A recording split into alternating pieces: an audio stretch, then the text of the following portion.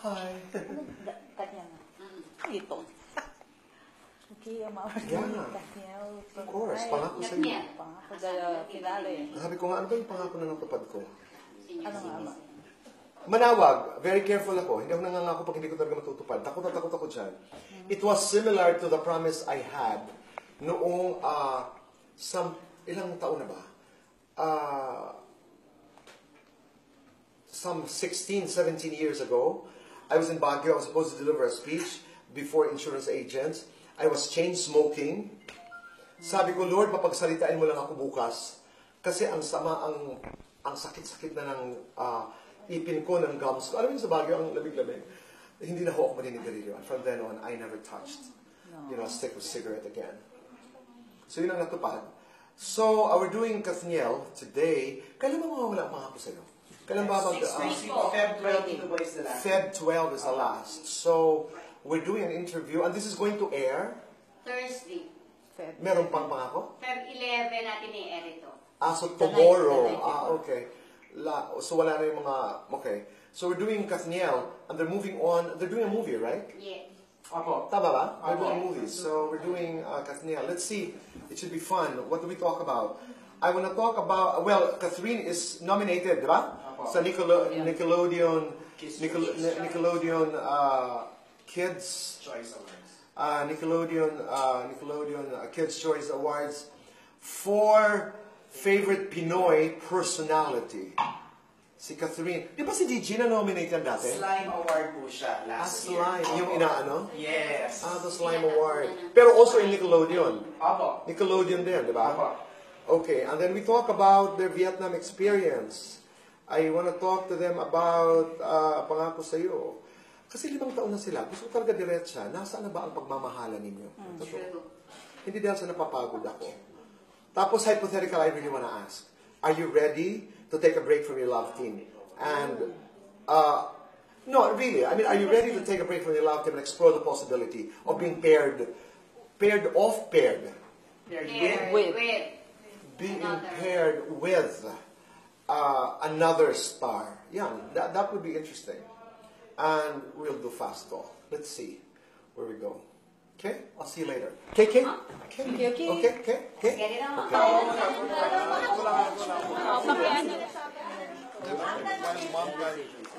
Just one photo for our IG. Kuya.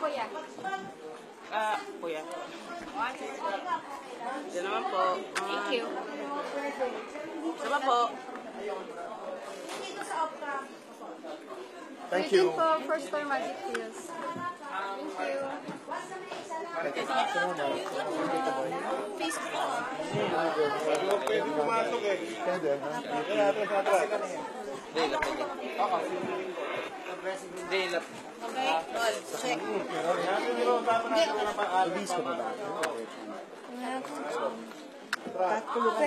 Atras. Atras. Quick change. Super. Atras. Sige, thank you.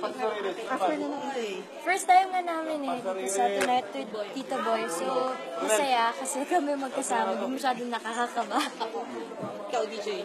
Ako lagi na mga excited pag si Tito Boy dahil ang dami mo natututunan sa kanya. Ay, in fairness, nag-research siya talaga sa story mo, sa love team niyo, sa story ng PSY. Tsaka yung parang nangyari sa press con, parang alam na niya agad. Ang galing. Ano kami eh. Balita. Updated siya. So fast up, na-excite pa kayo sa mga press. Napapanood niyo ba? Yun yung pinaka-kinakabahan ako parati. Yung fast talk. Ang mahirap dahil on the spot, kailangan mag-isip ng hassle. Hindi ka naman nahirapan sa Bulaklak. Ready ako. Okay, malapit. Next week, pagtatapusan ng pangakasan. Para sa fans natin sa Tonight with Boy Abunda, patuloy na support at pasalamat. Gusto po namin pasalamat sa lahat po ng sumubaybay mula sa simula ng Pangako Sa'yo. Maraming salamat. At sana ho abangan niyo ang mga huling gabi ng Pangako Sa'yo. Ano to sa huling gabi na? Hindi. Last minute. Okay. Okay, sana po supportahan nyo ang pagtatapos ng Pangako Sa'yo. Marami pang mga kabang-kabang na eksena. And, yan, maraming salamat po. Okay. Bye, go. Okay. Kamusta interview ang I love DJ, I love Catherine. Alam niyo naman, hindi naman ako magkakaila na I'm very connected. Daniel Padilla is very special to me. Sabi ko, dinala niya sa akin, baby. I'm so proud of what he has become. I'm so proud of what he has become. Sure of himself. Kaya sinabi ko nga sa end ng pag-uusap natin ay, you have to be good. Thank you for being good people kasi pinapanood kayo as role models. But also, don't forget to enjoy it. Have fun. Because you deserve that. Diba? And I enjoyed my interview then. So first time daw sa United by Buddha, tapos talagang natakot sila siyempre. Napapanood niya yung fast talk, pero siyempre iba pa rin if you're experiencing it. Gusto ko yung, ano yung Bonggang beat. Bonggang beat. If only for that. Ganda. Yes. At saka, for some reason, I don't know, bagay sila sa black. No, dapat. Gusto ko. Alam ko dati, they were always in colors because they were young. How old are they? 21? 20? 20. Danielle. Nagdiba Si babae. Si Catherine is 20, and then Danielle is... Oh my God, I mean, kasi sa atin naman, di ba? They're still 16, 17. Pero nakakatuwa, and then, may katuturan yung pag-uusap. Yes. May May katuturan. natutunan daw siya sa'yo, sabi niya niya. Ano? Basta sinabi na niya, may natutunan ko ng gabi sa kanya.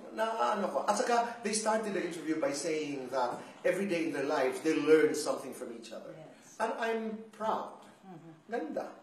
I'm really proud. So, again, I look forward to my next interview with Catherine and Danielle. Si Catherine naman dahil, nakikita natin yan. What was that? Homeboy? Naalala niyo? Ulit na ba? I know. Maglalaro. I know. Kaya, bahagi is so difficult. But at the same time, it is so heartwarming to see them bloom. Diba? To see them bloom. Ako, I love watching people happy and people who are successful. Gusto ko yun. Di ba? Ang sarap panoorin ng mga taong successful and masaya. At higit sa lahat, mabuti. That's what I saw tonight. And that's what I'm seeing tonight. Abundant. Maganda ka, matagumpay ka, at masaya ka.